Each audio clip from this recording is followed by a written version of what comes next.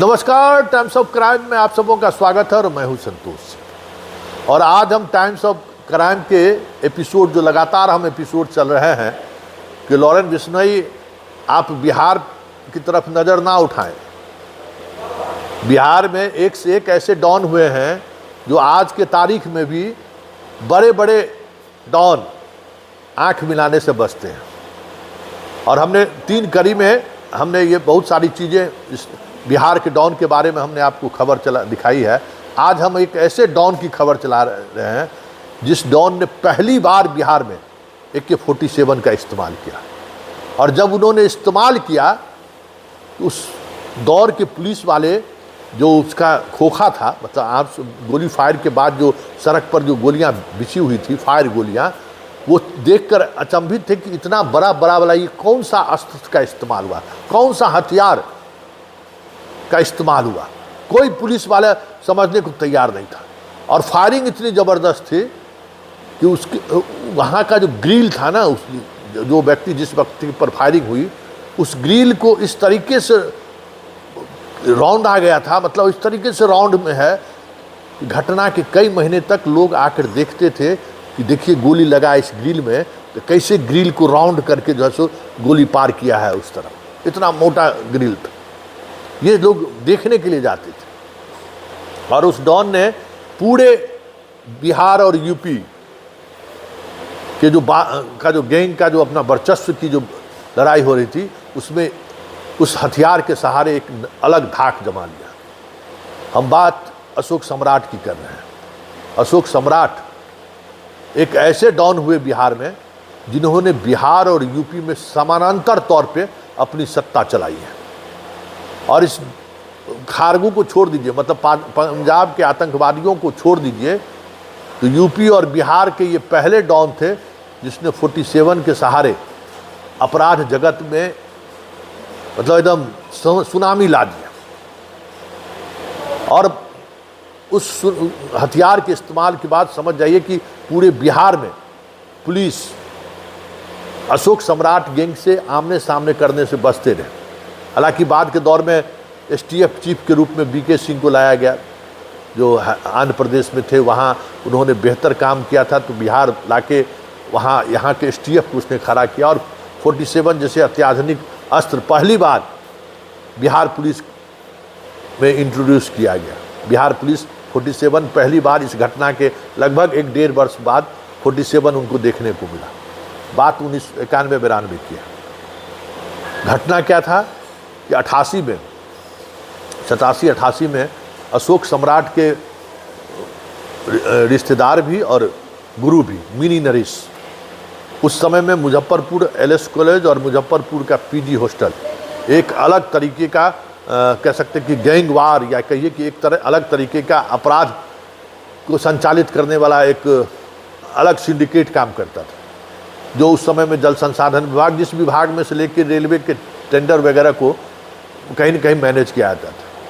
तो मिनी नरेश की हत्या बहुत ही पूरे छात्र के बीच सरस्वती पूजा हो रहा था PG5 में, बिहार यूनिवर्सिटी के PG5 के हॉस्टल में। वो उस दिन सरस्वती पूजा हो रहा था और मिनी नरेश छत पर बैठकर देख रहे थे। और उसी समय बगल के रास्ते से अपराधी छत पर चढ़े और पूरी कोशिश उन्होंने की बचने की। वो कूदकर वेंटिलेटर के नीचे खिड़की का जो ये होता है यहाँ आ गए। और उनके सारे गैंग के मेंबर जो उस पूजा समिति में शामिल थे बिना हथियार के थे।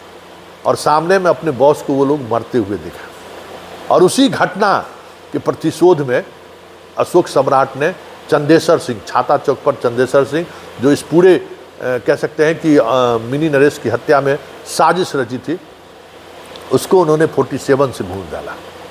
और कहा जाता है कि जिस वक्त वो 47 से चंदेसर सिंह के बेटे की शादी होने वाली थी, सारा सामान ट्रक पर लोड हो रहा था। 2 बार AK-47 लेके अशोक सम्राट छाता चौक पहुंचे और जैसे ही वो पोजीशन लेते थे आर्म्स फायर नहीं हो रहा था। तो फिर अशोक सम्राट उसी PG5 हॉस्टल के उसी पोर्टिको के सामने खड़े होकर काफ़ी रोए और उन्होंने कहा, क्या दादा क्या चाहते हैं कि हम बदला नहीं ले सके? और फिर उसके बाद वहाँ से प्रणाम करके वो वहाँ से निकले, जो लोग उनके साथ उस ऑपरेशन में जो लोग थे जो कह रहे हैं।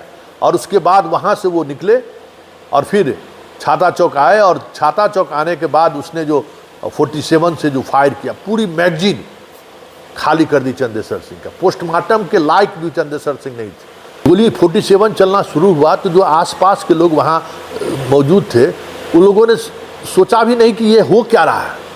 वो लोग कह रहे थे कि सिर्फ रोशनी हो रहा था, एकदम वाइड लग रहा था जैसे एकदम बिजली कड़क रहा है, क्योंकि वो उस आर्म्स का फायर किसी ने दिखाई नहीं था। भाई यहाँ पे एक कट्टा से उस दौर में जो है सो अपराधी एक दूसरे पर हमला बोलते थे, मारते थे।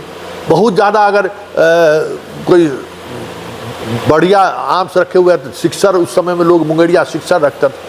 ये तो 47 गोली धर धर धर धर धर धर धर धर धर धर करके छूट रहा हो, तो कहा कि भाई लगे जैसे बिजली कड़क रहा है।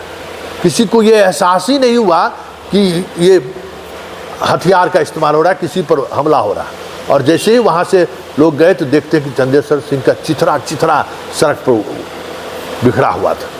सारा चीज़ सामने, वही जहाँ खड़ा होकर वो सामान रख पा रहे थे, उस ग्रिल में जितनी गोलियां लगी हुई थी उनके शरीर से निकलने के बाद, उस ग्रिल से लोगों ने महसूस किया कि किस तरीके का आर्म्स का इस्तेमाल अशोक सम्राट ने किया है। तो अशोक सम्राट भी बिहार के किसी दौर में ऐसे डॉन हुआ जिसके डर से यूपी के बड़े बड़े डॉन भी नज़र मिलाने से बचते थे। और वही वो दौर था बिहार में जहाँ गोरखपुर से लेके और आपको समस्तीपुर तक रेलवे के टेंडर पर सिर्फ और सिर्फ अशोक सम्राट का कब्जा हुआ करता था। और अशोक सम्राट ने दिखाया पूरे देश के सामने कि डॉन क्या होता है।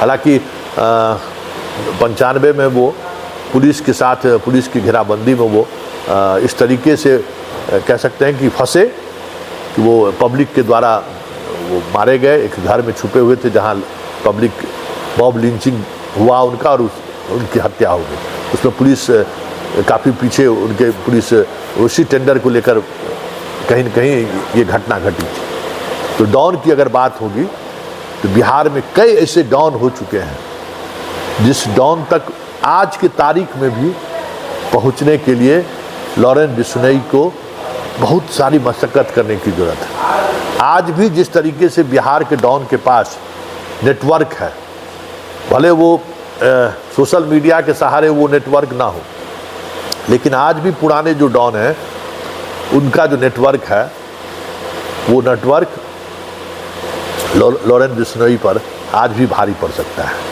चाहे वो पप्पू यादव हो, चाहे आनंद मोहन हो, चाहे सूरजभान हो, चाहे अनंत सिंह हो, कुछ नाम जो अभी भी लोगों के जुबान पर है, जिनकी पहचान रही है उस दौर में, वो आज भी इतना ताकतवर है कि लॉरेंस बिश्नोई जैसे गैंगस्टर को से दो हाथ कर सकते हैं।